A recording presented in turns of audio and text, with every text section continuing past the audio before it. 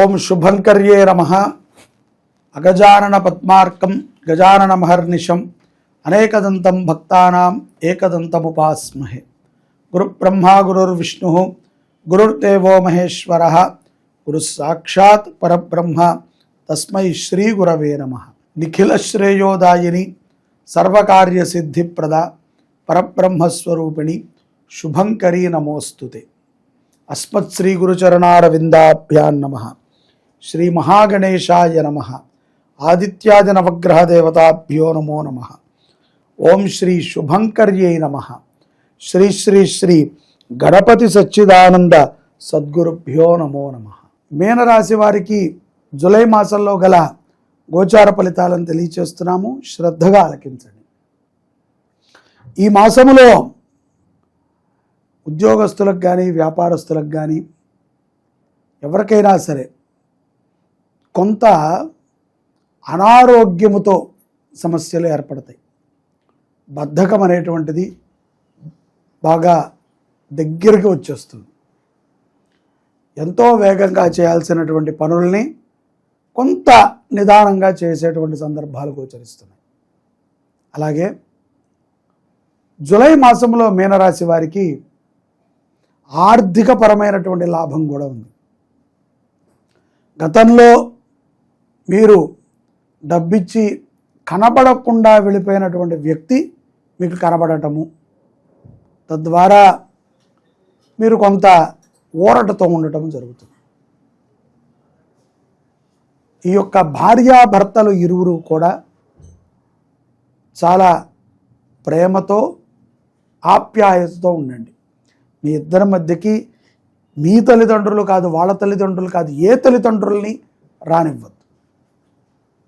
అలాగే ఈ యొక్క దాంపత్య జీవితంలో కొన్ని చికాకులు స్పర్ధలు ఉన్నటువంటి మాట వాస్తవం అయితే మీనరాశి వారు ఆ స్పర్ధలని మీకు మీరే తొలగించుకోవాలి. స్నేహితులు కానీ తల్లిదండ్రులు కానీ ఏమీ చేయరు, ఇంకా నిప్పు వేస్తారు, ఇంకా మంట చేస్తారు, దాన్ని విడిపోతే బాగుండు వీళ్ళిద్దరు అని. కాబట్టి ఎవరినీ నమ్మకండి. మీరు ఒకరై మీరు ఇష్టపడి తల దించుకుని తాళి కట్టించుకున్నవారు, తలెత్తి తాళి కట్టిన వాళ్ళు మీరు. కాబట్టి ఆ ఆప్యాయతతో జీవనాన్ని గడపండి. గురు చరిత్రని పారాయణ చేయండి. దత్త గురు చరిత్ర అని ఉంటుంది. అది చాలా శుభ ఫలితాలని మీనరాశి వారికి ఇస్తుంది. గురుచరిత్ర పారాయణ ఈ యొక్క పౌర్ణమిలోపు ముగించడానికి ప్రయత్నం చేయండి, గురు పౌర్ణమి వచ్చేలోపు. అలాగే గురు పౌర్ణమి రోజున మీ గురువుని దర్శించి గురు దక్షిణ ఇచ్చి గురువుకి వస్త్రాలని పుష్పాలని ఫలాలని సమర్పణ చేసి ఆయన అనుగ్రహం పొందండి. ఇవాళ రేపట్లో గురువు అంటే నచ్చినవాడు గురువు అయిపోతున్నాడు. టాప్లో ఎవరున్నారో చూసి డైరెక్ట్గా వాళ్ళని కనెక్ట్ అవుతున్నారు. ఎవరికి మంత్రశక్తి ఉంది, ఎవరు నిత్యము అనుష్ఠానం చేస్తారు, ఇది జనాలకి అక్కర్లేదు కూడా. వాడు ఎంత కాంట్రవర్షియల్, అతనికి ఎంత పాపులర్గా వ్యూస్ ఉన్నాయి, అతను ఎంత కాంట్రవర్షియల్గా మాట్లాడతాడు, అతను ఎన్ని లక్షలు ఖర్చు పెట్టి మన చేత పూజలు చేయించగలడు, అతను పేరు చెప్తే ఆహా అంటారా అనే మనం చూస్తున్నాం. వాళ్ళు గురువులు కాదు, మీరు భ్రాంతిలో ఉన్నారు. వాళ్ళు మాయ వేషంలో ఉన్నటువంటి మోసగాళ్ళు. ఒక వేషం ధరించి మోసగాళ్ళు తిరుగుతూ ఉన్నారు. నష్టం లేదు. కాలం ఎంతోమందిని తెచ్చింది, ఎంతోమందిని తీసుకువెళ్ళింది. అంతే. మంచివాళ్ళు ఎప్పుడూ అలాగే ఉంటారు. ఇలా కాలం తెచ్చిన వాళ్ళు కాలంతో పాటు వెళ్ళిపోతారు. కాబట్టి సమయం వాళ్ళది, నడవనివ్వండి, నష్టం లేదు. 20 మొత్తము సమయము ఉన్నంత సమయము మంచి వాళ్ళదే ఉంటుంది. వాళ్ళు అందరికీ తాహస కూడా పడరు. ఇలాగా ఏదో గోడ మీద పిల్లిలాగా అటు ఇటు దూకే వాళ్ళని వాళ్ళ దగ్గరికి కూడా రానివ్వరు. కాబట్టి గురువుని ఆశ్రయించటము, గురుసేవ చేయటం అనేది పూర్వజన్మ సుకృతం. ఆ జన్మలో ఏదో మనం మాయిగాళ్ళు అయి ఉంటాం, ఈ జన్మలో ఇది పోగొట్టుకుంటున్నాం అంతే. కాబట్టి మంచివాళ్ళు ఎప్పుడూ మంచి వాళ్ళకి కనెక్ట్ అవుతూనే ఉంటారు, నష్టం లేదు. చెడవాళ్ళు ఎప్పుడూ చెడవాళ్ళకి కనెక్ట్ అవుతూనే ఉంటారు. అదైతే ఇది ఎంత కరెక్టో అది అంతే కరెక్ట్. కాబట్టి సద్భావనతో గురువుని పూజించండి, గురుభక్తితో ఉండండి. దంపతులు చాలా జాగ్రత్తగా ఉండాలి. మీనరాశిలో వీరికే ఈ యొక్క మాసము కొంత ప్రమాదం వాటిల్లి ఉంది. సంతానము లేక ఇబ్బంది పడుతూ ఉంటారు. ముఖ్యంగా నూతనముగా వివాహమైనటువంటి దంపతులు తొందరపాటు నిర్ణయాలను తీసుకోకండి. ఏదో అనుకున్నాం, ఏదో చేశాం, సెట్ అవ్వట్లేదు అని. డబ్బున్న వాళ్ళకి వాళ్ళంతా డబ్బుతో కడిగేద్దాం అనుకుంటారు, కానీ పాపపుణ్యాలు అనేటివి డబ్బుతో కడిగేవి కాదు. ఆ మూర్ఖులకి తెలియట్లా, అంధకారం. పర్వాలేదు, నష్టం లేదు, సమయం వస్తుంది అంతే. సమయం వచ్చినప్పుడు అన్నీ తెలుస్తాయి.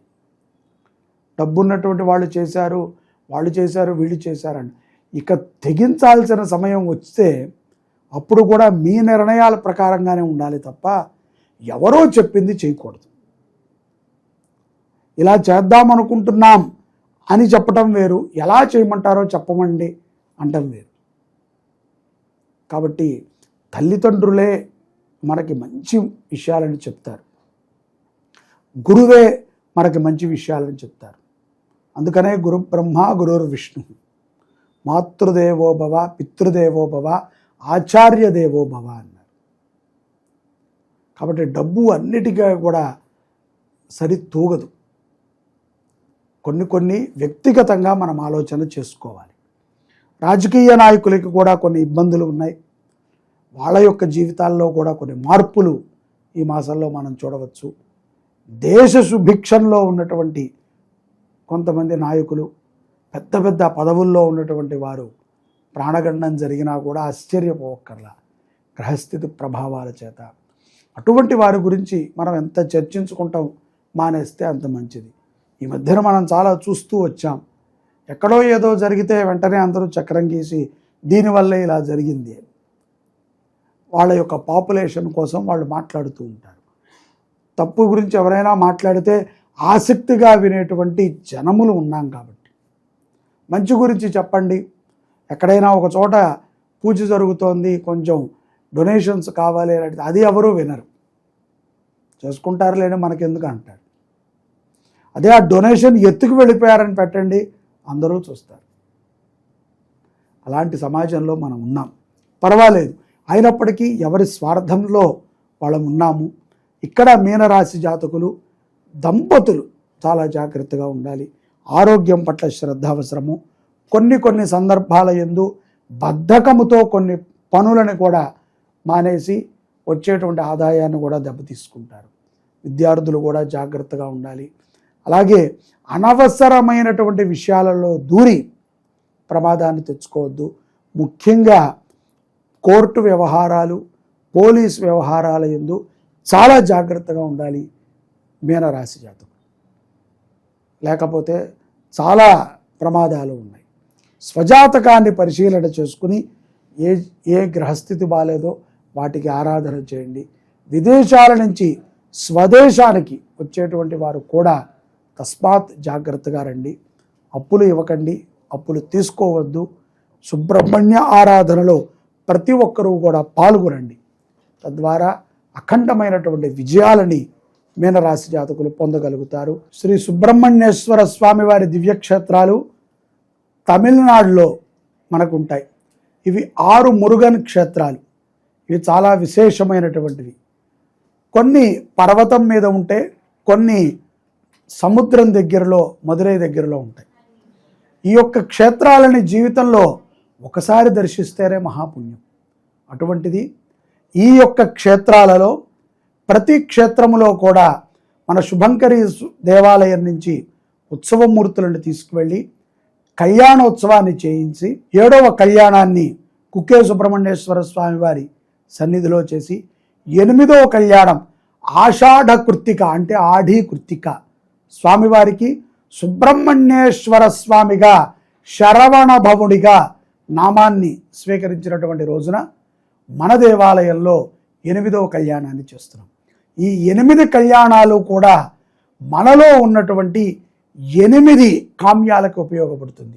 మొదటి కామ్యము వివాహం, రెండోది సంతానము, మూడోది పుట్టినటువంటి సంతానము ఆరోగ్యంగా ఉండటం, నాలుగోది సంసార జీవితం బాగుండటం, ఐదోది కోర్టు, ఆరవది మనకి ఉన్నటువంటి మానసిక చాంచల్య దోషాలన్నింటినీ కూడా నివృత్తి చేసేది, ఏడవది శారీరకముగా మనకి ఉన్నటువంటి బాధలు, ఎనిమిదవది అత్యంత విశేషమైనటువంటిది, ఇవాళ రేపట్లో పిల్లలకి మాటలు రావట్లేదు, చాలా మగతగా ఉంటున్నారు, ఎంతకాలమైనా సరే ఈ యొక్క ఆర్టిజం ప్రాబ్లం చేత మాటలని పలుకులని పలకలేకపోతున్నారు.